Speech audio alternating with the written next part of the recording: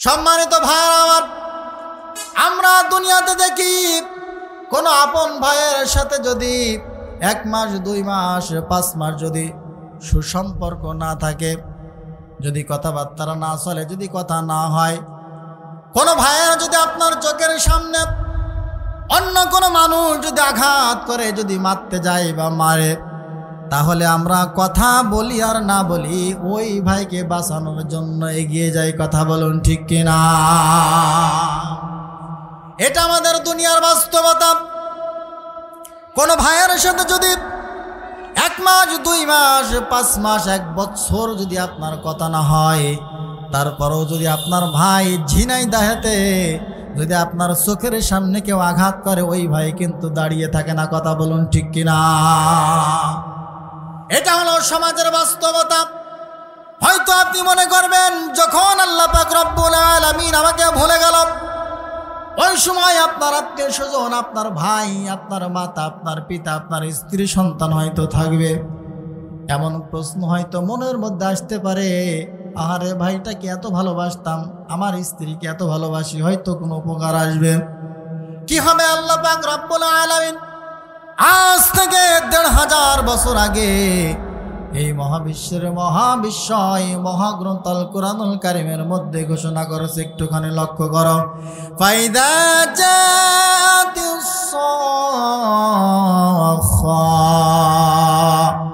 80 নম্বর সূরা বুরুজের 33, 34, 35 পুরো শেষ পর্যন্ত আল্লাহ পাক রব্বুল আলামিন বলছেন ফাইদা জাতিস সাখা, যখন কান ফাটানো আওয়াজ হয়ে যাবে, শীতকালে যখন ফুৎকার দেওয়া হবে, মানুষ যখন দৌড়াদৌড়ি করতে থাকবে, মানুষ যখন ছুটাছুটি করতে থাকবে, কঠিন মুসিবতের সময় হয়তো আপনি ভাবতে পারেন আপনার আপনজন সেই দিনে গিয়ে আসবে।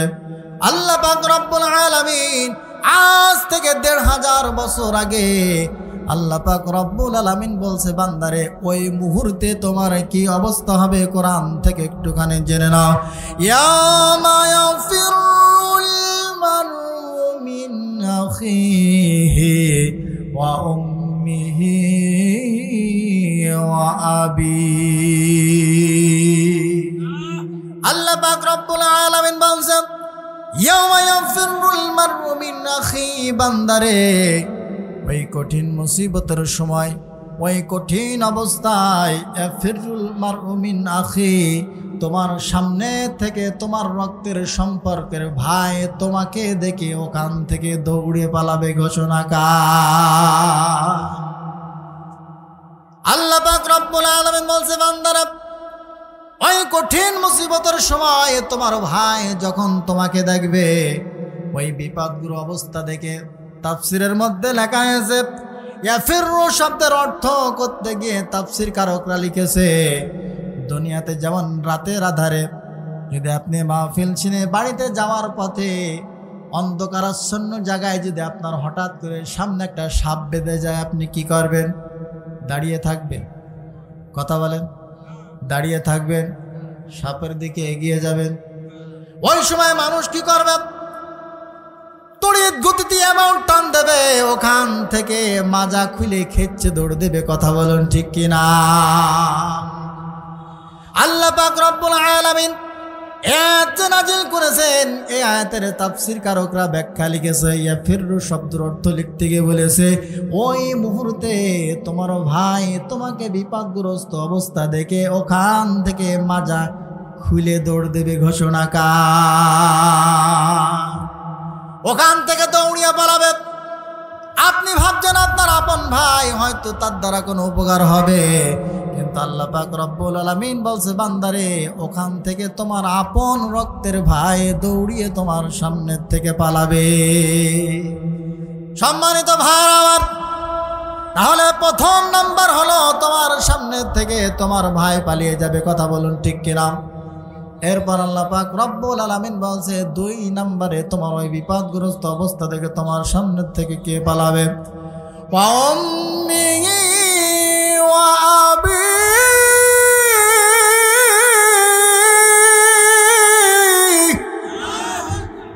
আল্লাহ পাক রব্বুল আলামিন বলছেন, ওয়া উম্মিহি ওয়া আবি, ওয়া উম্মিহি, এরপর তোমার গর্ভধারণী মা, যে মা দিনের পর দিন রাতের পর রাত তোমাকে কষ্ট করে পেটের মধ্যে নড়াচড়া করেছে, যে মা তোমাকে দীর্ঘ 9টি মাস পেটের মধ্যে নিয়ে কত যন্ত্রণা পুইয়েছে, কত কষ্ট সহ্য করেছে, ওই মা তোমার কত কষ্ট সহ্য করেছে। ওই গর্ভধারিণী মা 1 থেকে 1.5 বছর নয়, 2.5 বছর 2 বছর বুকের দুধ তোমাকে পালন করিয়েছে, তিল তিল করে তোমাকে বড় করেছে। বান্দার ওই কঠিন মুসিবতের সময় যখন তুমি বিপদগ্রস্ত হয়ে যাবে হাসরের ময়দানে, আমি আল্লাহ রব্বুল আলামিন বলছি 2 নম্বরে তোমার মা তোমার ওই বিপদগ্রস্ত অবস্থা থেকে পালিয়ে যাবে ঘোষণাকার। সম্মানিত ভাইয়ের আমার পয়েন্টগুলো ভালো করে মনে রাখেন।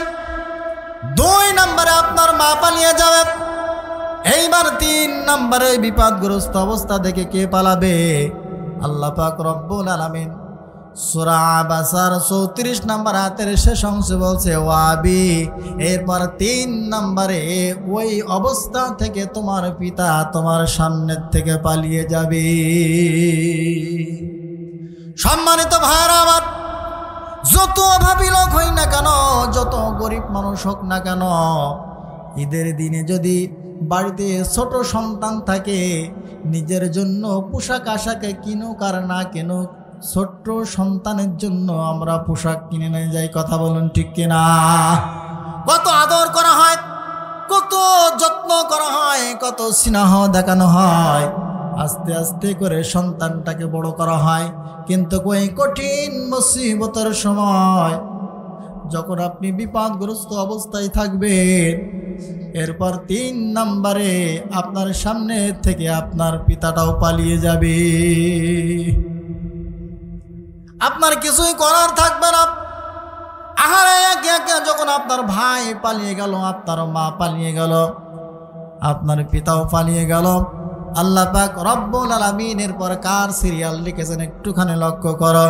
আল্লাহ পাক রব্বুল আলামিন বলছেন ওয়া সাহিবাতিহি ওয়া বানি, সাহেবের মধ্যে 2 শ্রেণীর লোকেরা এসেছে, তাফসীর কারকরা লিখেছেন। 4 নম্বরে কে পালিয়ে যাবে? ওয়া সাহিবাতিহি, 4 নম্বরে কে পালাবে? সাহেবের মধ্যে 2 শ্রেণীর লোকেরা এসেছে।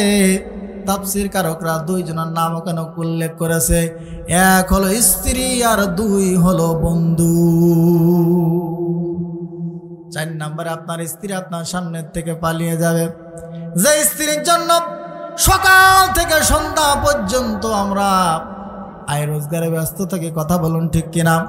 আমার সংসারটা কিভাবে চলবে, আমার বাচ্চারা কিভাবে থাকবে, আমার স্ত্রী সন্তান পুত্র নিয়ে কিভাবে আমি সুখী শান্তিতে থাকবো, সকাল থেকে সন্ধ্যা পর্যন্ত তাদের জন্য সুখে রাখার জন্য আপনি আপনার জীবনের সমস্ত সময়গুলো ব্যয় করে দিচ্ছেন। আল্লাহ পাক রব্বুল আলামিন বলছে, বান্দারে যে বালিশে তুমি মাথা দিয়ে এক স্ত্রীর সাথে শুয়েছিলে, এত আদরের স্ত্রী তোমার ওই কঠিন মুসিবতের সময় তোমার স্ত্রী তোমার ওই বিপদগ্রস্ত অবস্থা থেকে পালিয়ে যাবে। সম্মানিত ভাইরা আমার, স্ত্রী পালিয়ে যাবে কারণ আমরা সর্বক্ষণ মনের কথা হয় স্ত্রীর সাথে বলি, না হয় বন্ধুর সাথে বলি। কথা বলুন ঠিক কিনা? আল্লাহ পাক রব্বুল আলামিন বলছেন, বান্দারে ওই মুহূর্তে তোমার স্ত্রী অথবা তোমার বন্ধু ওই বিপদগ্রস্ত অবস্থা দেখে তোমার সামনের থেকে পালিয়ে যাবে। এরপর 5 নম্বরে কে পালাবে? আল্লাহ পাক রব্বুল আলামিন বলছে, শুনে রাখো, ওয়া সাহিবাতিহি ওয়া বানি। 5 নম্বরে তোমার ওই বিপদগ্রস্ত অবস্থা দেখে অবানি তোমার সন্তান আদি যারা থাকবে, ওই কঠিন মুসিবতের সময় তোমাকে বিপদগ্রস্ত অবস্থা দেখে তোমার সামনের থেকে পালিয়ে যাবে ঘোষণাকার। সম্মানিত ভাইরা আমার, আপনার সামনের থেকে পালিয়ে গেল আপনার আদরের সন্তান আদি। কথা বলুন ঠিক কিনা?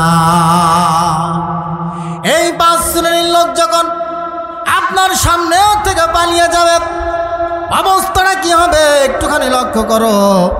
আল্লাহ পাক রব্বুল আলামিন বলছে, লিকুল্লি ইমরিইম মিনহুম ইয়াউমা ইয়াউমাইযিন শা'নুন ইগনি। ওই কঠিন মুসিবতের সময় তাদের পর এক একজনের পর এমন কঠিন সময় আসবে যা ওই মুহূর্তে নিজেকে ছাড়া অন্য কারোর কথা আর মনে থাকবে না। ঘোষণাকার ওই কঠিন মুসিবতের সময় কারোর কথা আর মনে থাকবে না। আল্লাহ পাক রব্বুল আলামিন বলছেন তাদের এক একজনের পরে এমন কঠিন মুসিবতের এমন কঠিন সময় চলে আসবে যা অন্য কারোর কথা আর মনে থাকবে না, শুধু নিজেকে নিয়ে ওই মুহূর্তে ব্যস্ত থাকবে। অবস্থাটা কি হবে ওই মুহূর্তে? কিয়ামতের এই কঠিন দিনে দেখা যাবে উজুহু ইয়াউমাইযিন মুসফিরা দাহিকাতুম মুস্তাবশিরা। উজুহু ইয়াউমাইযিন মুসফিরা, ওই মুহূর্তে দেখা যাবে কিছু সংখ্যক লোক তাদের চেহারা হাস্য উজ্জ্বল হবে, চেহারাগুলো ঝলমল করতে থাকবে, উজ্জ্বল দেখা যাবে। এবং কি হবে শোনো, দাহিকাতুম মুস্তাবশিরা, ওই মুহূর্তে দেখা যাবে কিছু শ্রেণীর লোক তারা আনন্দে প্রফুল্ল থাকবে, সন্তুষ্ট থাকবে, খুশি থাকবে। কিছু চেহারা থাকবে আনন্দে থাকবে, তার আনন্দে প্রফুল্ল থাকবে, হাসি খুশিতে থাকবে, তারা আনন্দের সাথে থাকবে।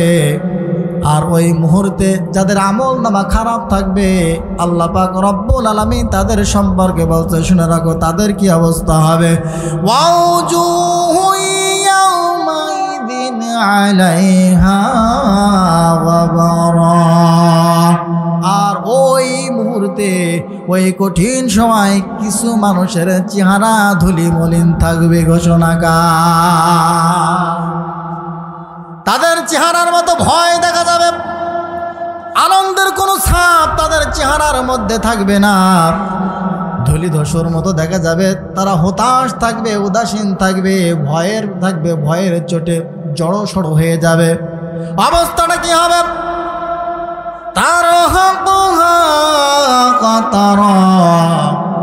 অলঙ্কর কালিমা তাদেরকে ঢেকে রাখবে। দুনিয়াতে অনেক অর্থ, অনেক সম্পদ, অনেক ক্ষমতা দেখিয়েছো, কিন্তু ইসলামকে ভুলে গিয়েছো, পরকালকে ভুলে গিয়েছো। আল্লাহ পাক রব্বুল আলামিন ওই কঠিন মুসিবতের সময় ওই হাসরের ময়দানে অপমানিত করে ছাড়বে। কথা বলুন ঠিক কিনা? অবস্থাটা কি হবে? আল্লাহ পাক রব্বুল আলামিন বলছে অবস্থা কি হবে শুনে রাখো। উলাইকা হুমুল কাফারাতুল ফাজারা, আর এরাই হলো কাফের, এরাই হলো দুষ্কৃতিকারী, এরাই হলো ফাসিক। ঘোষণাকার সম্মানিত ভাইরা আমার, আপনার সামনে থেকে আপনার ভাই পালিয়ে গেল, আপনার মাতা পালিয়ে গেল, আপনার পিতাও পালিয়ে গেল।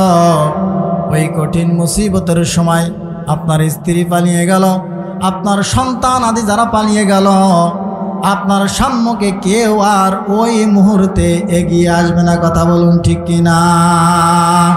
সম্মানিত ভাইরা আমার, ওই মুহূর্তে যখন সবাই আপনার সামনের থেকে পালিয়ে যাবে, আপনজন বলে আর কেউ যখন সামনের দিকে এগিয়ে আসবে না, আল্লাহ পাক রব্বুল আলামিন বলছেন বান্দারে এইবার আমার খেলা হলো শুরু। বলি সুবহানাল্লাহ।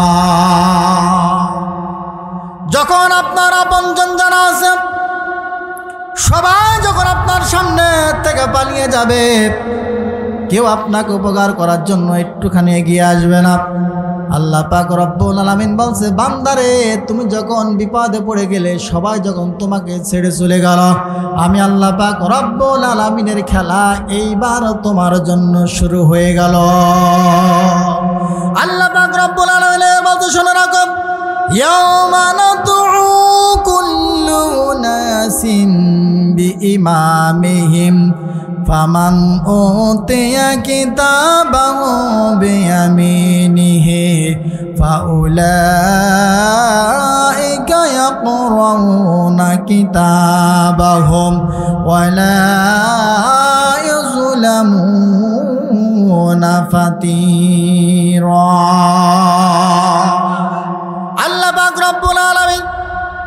এই মহাবিশ্বের মহাবিশ্বয় মহাগ্রন্থ আল কোরআনুল কারীমের 17 নম্বর সূরা বনি ইসরাইলের মধ্যে আল্লাহ পাক রব্বুল আলামিন বলছে, বান্দারা এবার শোনো, আমার খেলা শুরু হয়ে গেল কিভাবে।